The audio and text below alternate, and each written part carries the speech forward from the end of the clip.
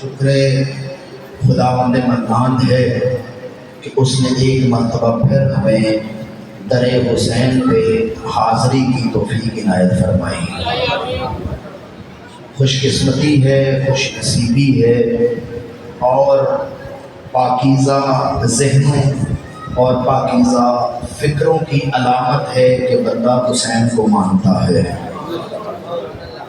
حسین کو ماننا دراصل حقیقت میں حسین کرنا اپنے وجود کی طہارت کی علامت ہے۔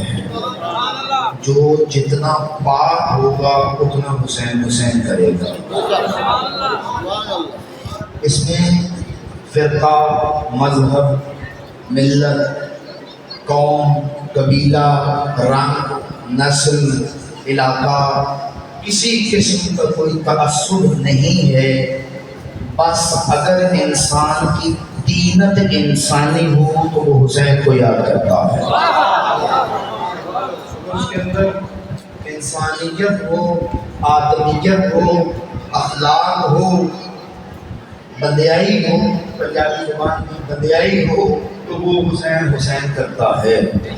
اور آپ کا یہاں پہ ہونا ظاہر ہے 1 سال پہلے بھی آپ کے ہاں حاضر ہوا، آپ کی خدمت کا موقع ملا، تو آپ یہاں بلا تفریق و مذہب، بلا تفریق حسین کا دن منا کے بتاتے ہیں کہ فرقہ واریت ہر شہر میں ہو سکتی ہے، آزاداری میں نہیں ہو سکتی۔ ہمارے فرقے ہماری مسجدوں میں ہو سکتے ہیں، ہمارے جلوسوں میں ہو سکتے ہیں، ہمارے نماز پڑھنے کے طریقے، ہمارے فقہی مسائل کے طریقے، ہمارا روزہ رکھنا، کھولنا، نماز پڑھنا، دیگر جو مسائل ہیں فقہی، ان میں شیعہ سنی اختلاف نظر کا ہو سکتا ہے، لیکن جس نے یہ سب کچھ بچا کے دیا ہے اس پہ اختلاف نہیں ہو سکتا۔ میں آپ سے پورے عشرے میں صرف ایک چیز کا طلبگار رہوں گا، وہ آپ مہمان سمجھ کے، سید سمجھ کے میرا حق سمجھیں یا چھوٹا بھائی سمجھ کے آپ میری منت سمجھیں کہ آپ پورے عشرے میں اگر کچھ لینا چاہتے ہیں تو اپنی توجہ مجھے دینی پڑے گی۔ سوال کرنا بھی آپ کا حق ہے، پوچھنا بھی آپ کا حق ہے، جو مجھے آتا ہوگا بتا دوں گا، نہیں آتا ہوگا تو پڑھ کے پوچھ کے بتا دوں گا، کیونکہ سلوری کا دعوے دار صرف ایک تھا اور وہ علی ابن ابی طالب تھا۔ باقی سب کہیں سے پوچھتے ہیں، کسی سے پوچھتے ہیں، کچھ آتا ہے اور اکثر نہیں آتا۔ یہ صرف علی کی خصوصیت تھی کہ سوال بعد میں ہوتا تھا، جواب پہلے حاضر ہوتا۔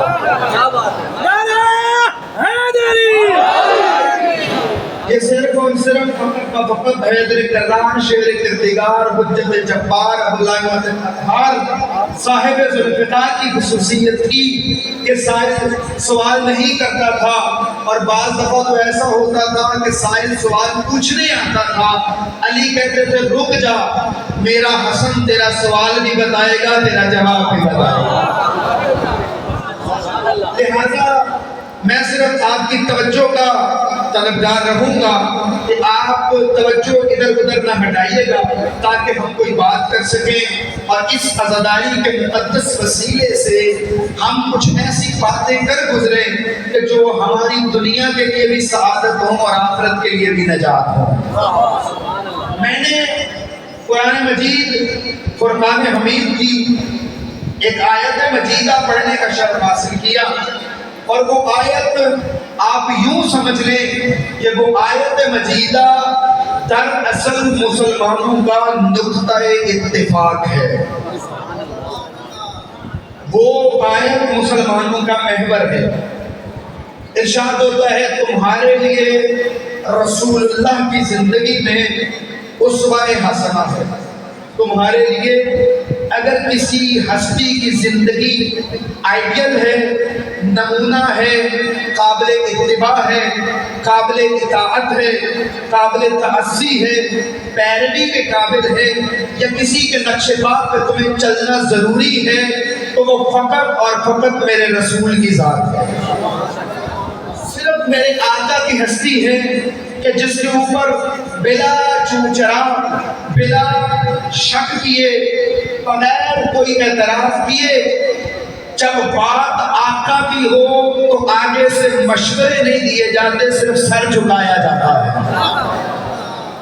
تمہارے لیے آقا کی زندگی نمونہ ہے، تمہارے لیے رسول کی زندگی میں اسوہ ہے۔ میری بات سنیں، میں شیعہ ہوں، آپ میں سے بہت سارے دوست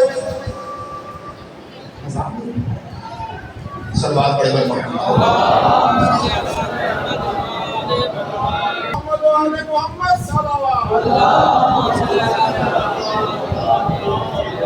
مت پوچھ زمانے کی ان بے زبان کتابوں سے، سنو اذان کو سمجھو حسین زندہ ہے۔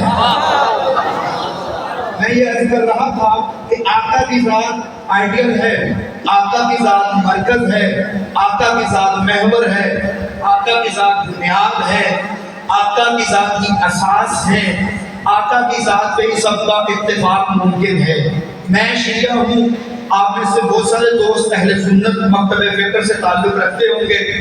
اگر میں کسی صحابی کی بات کرتا تو شیعہ کہتے کہ ہمارا صحابہ کو ماننے کا انداز اور ہے، آپ کا اور ہے۔ اگر میں اہل بیت کی بات کرتا تو سنی کہتے کہ آپ اہل بیت کو معصوم مانتے ہیں، ہم معصوم نہیں مانتے۔ تو ممکن تھا کہ ان دونوں ہے، یہ دونوں ہستیاں، صحابہ بھی ہمارے سروں کا تاج ہے اور اہل بیت صحابہ کے سروں کا تاج ہے۔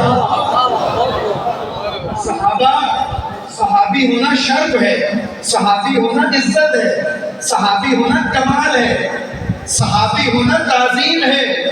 آپ توجہ میری جانب رکھیے گا، میں آپ سے تھوڑا اوپر بیٹھا ہوں، میں حالات کو بہتر دیکھ رہا ہوں۔ توجہ فرمائیے گا کہ صحابی ہونا کمال ہے، صحابی ہونا عزت ہے، صحابی ہونا شرف ہے، صحابی ہونا فضیلت ہے۔ عام بندہ صحابی نہیں ہوتا، اللہ کے چنے ہوئے بندے صحابی ہوتے ہیں۔ بندے بڑے غور سے میری طرف دیکھ رہے ہیں، شرط نہیں صحابی ہونا، سلمان ہونا عام بات ہے، ابو ذر ہونا معمولی بات ہے، مقداد ہونا کوئی بات بھی نہیں ہے، عمار ہونا چھوٹی بات ہے۔ تو صحابی ہمارے سروں کے تاج ہیں، اور صحابہ کے سروں کے تاج کو آل محمد کہا جاتا ہے۔ میں اگر ان دونوں کی بات کرتا تو ممکن تھا کہ آپ کہتے ہمارا نقطہ نظر کا اختلاف ہے، لیکن میں نے بات اس کی ہے کہ جس پہ اختلاف کرو گے تو اسلام سے ہاتھ اٹھانا پڑے گا۔ وہ میرے نبی کی ذات ہے کہ نبی کی ذات تمہارے لیے نمونہ ہے، نبی کی ذات تمہارے لیے اسوہ ہے۔ بات کو آگے بڑھاؤں، اللہ ارشاد فرماتا ہے کہ ان کنتم تحبون اللہ فاتبعونی یحببکم اللہ۔ اگر اللہ کی محبت چاہتے ہو تو نبی کے پیچھے چلنا پڑے گا، نبی کے۔ اور مسلمانوں، آپس میں تم ایک دوسرے کو جیسے بلاتے ہو بلاؤ، جیسے کسی کا نام لے کر آواز دیتے ہو دیتے رہو، لیکن جب میرے رسول کی بات آئے تو خبردار رسول کی آواز سے اونچی آواز نہ کرنا، اور رسول کے فیصلے کے آگے سر تسلیم کم کر دینا۔ فلا وربک لا یؤمنون حتی یحکموک فیما شجر بینہم ثم لا یجدوا فی انفسہم حرجا مما قضیت ویسلموا تسلیما۔ اے نبی، یہ مومن نہیں ہو سکتے اس وقت تک جب تک میرے حبیب کے فیصلے کو دل و جان سے تسلیم نہ کر لیں۔